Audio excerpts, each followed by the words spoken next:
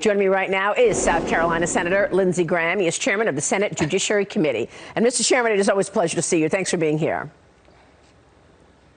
Thanks for having me. So I know that the president is on his way to India this morning. You had a chance to speak with him before the president took off. Can you tell us a little about the nature of that phone call?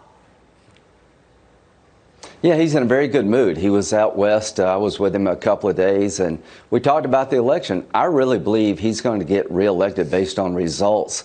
It doesn't matter who runs against him as long as the economy stays strong like it is and our military stays strong. We're safe, secure, and prosperous. I very much believe it's his election to lose. And if it's Bernie, I think the House Republicans are going to be the biggest winner of a Bernie candidacy, along with Senate Republicans. I think the down ballot effect with Bernie being the nominee of the Democratic Party will be pretty severe for the Democrats. All right, let me move on to something that I know our viewers are waiting for, and you have told me that now the time has arrived that you are going to do your deep dive into the FISA abuse and what took place over this probe into Trump and Russia collusion, which we know never materialized. I want you to listen to a soundbite of Steve Bannon, who was with us last week, and something that he was talking about with regards to you. Watch this. We're not interested right now in hearing from the chief of staff of John Kerry. Lindsey Graham, and I have tremendous respect for him, he guaranteed at the Senate Judiciary Committee, we need to have the whistleblower. We need to have the number 2 whistleblower. We need to have Adam Schiff as a fact witness. We need Hunter and Joe Biden. I think we need Brennan. We need all of them. So, Senator, what are your plans as you kick off this investigation this upcoming week? Well, I don't have jurisdiction over the whistleblower. That's the Intel Committee.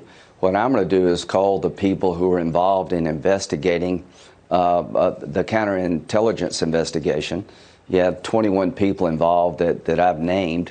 And I want to find out, what did McCabe and Comey know? When did they know that the dossier was unreliable? The Department of Justice has withdrawn the 2 warrant requests, saying they were illegal. And in January of 2017, the primary Russian subsource told 4 members of the Department of Justice and the FBI that the dossier was a bunch of bar talk and hearsay and not reliable. I want to find out, when did Comey and McCabe understand that it was not reliable, and work from there. So you're saying if they knew that the dossier wasn't reliable, why did they use it to take a warrant out, 4 of them, 4 times, to spy on a Trump campaign member, Carter Page? I also want to know, in July of 2016, they tried to get a warrant and it was turned down. And it was McCabe that suggested the FBI Washington office go to New York. They got something in New York that might help you. It was the Russian dossier.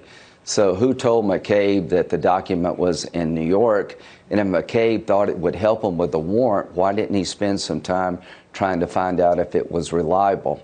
So that's what I'm looking at. Who knew what when? Did Rosenstein know that the dossier had been debunked by the time he signed the warrant? How could he not know? So we're looking now on the screen of some of the players that actually signed the warrant to get the warrant in front of the FISA court. That includes Jim Comey and Andrew McCabe and Sally Yates and Rod Rosenstein and Dana Boente. Are these the people you're expecting to call down to testify in front of your committee in the next 2 weeks?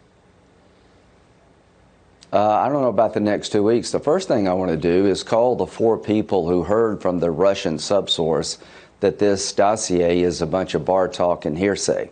Here's what you got to believe: that the most important investigation the FBI is conducting, the guy is now a sitting president who was the nominee of the Republican Party, that the system was told by a Russian subsource of Steele that everything in the dossier is unreliable.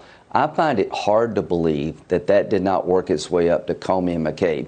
Can you imagine how the system must have took the information that the primary document, the dossier, is a bunch of garbage? To think that it did not make its way up to the top, it would be hard for me to believe. So I'm going to find out, did it make its way up to the top? So when you say you're going to find out, how are you going to find that out? Are you going to have them come down and testify? Yeah. Yeah, I'm going to ask the 4 people in the room, when you heard from the Russian primary subsource that this is a bunch of bar talk and hearsay and it's not reliable, it was never meant to get a warrant, Steele is using in a way different than I thought he would use it. I want to find out, did any of those people tell anybody? Can you imagine working for the FBI and the Department of Justice, the most important investigation in the entire country just fell apart? And you didn't tell anybody? That's pretty hard for me to believe. And how did McCabe know the document was in New York when he couldn't get a warrant in July of 2016? How did McCabe know to go to New York? Who told him? This whole thing is fishy as hell. Yeah. I want to find out who knew what, when, and what they did with the information. So just to be clear, are we going to see those testimonies in your committee within the next 2 weeks? You're going to have people interviewed by my staff and others to get the foundation. Before I call McCabe and Comey, I want to find out exactly what happened. Okay. I want to find out who told what to who. Then we'll call them. I just can't believe that the investigation fell apart in January of 2017. They got 2 more warrants after they knew it was a bunch of garbage. How could that possibly happen? Yeah. And I just want to point out our timeline, which is this counter intel activity that happened way before July 31st of 2016, which is when, of course, the FBI said that their investigation into Trump began. Right. We go all the way back to December of 2015 on this timeline when Michael Flynn was invited to Russia to sit next to Putin. And then you've got George Papadopoulos meeting Joseph Mifsud in April of 16. Papadopoulos also invited to Rome, where he was introduced to Mifsud as early as March of 16. This is something that we understand John Durham is looking at. All of the activity before the beginning of this investigation. Why send these informants into Trump campaign people? Do you believe that's what John Durham is looking at as well? Yeah, I think he's looking at how it started. You got to remember, the Mueller investigation was started after Comey was fired, because Rosenstein wanted Mueller to look at possible criminal activity by the Trump campaign. Here's my question to Rosenstein. If you knew then what you know now, that it was a bunch of garbage, would you have appointed Mueller? There was no crime. Yeah. The dossier was the basis of the warrant. In January 2017, it was a bunch of garbage. The guy who provided the information to Steele rejected the dossier as being reliable. Yeah. How could they continue? Why did it take 2 years for Mueller to figure this out? You should have figured it out in a week. Yeah, especially since the taxpayers paid $40 million to do that. Real quick before you go, and I know we only have a couple of seconds left here, Senator Chris Murphy meeting with the Iranians. Was that breaking the Logan Act? Why is he meeting with the Iranians when the U.S. is trying to put maximum pressure on Iran right now?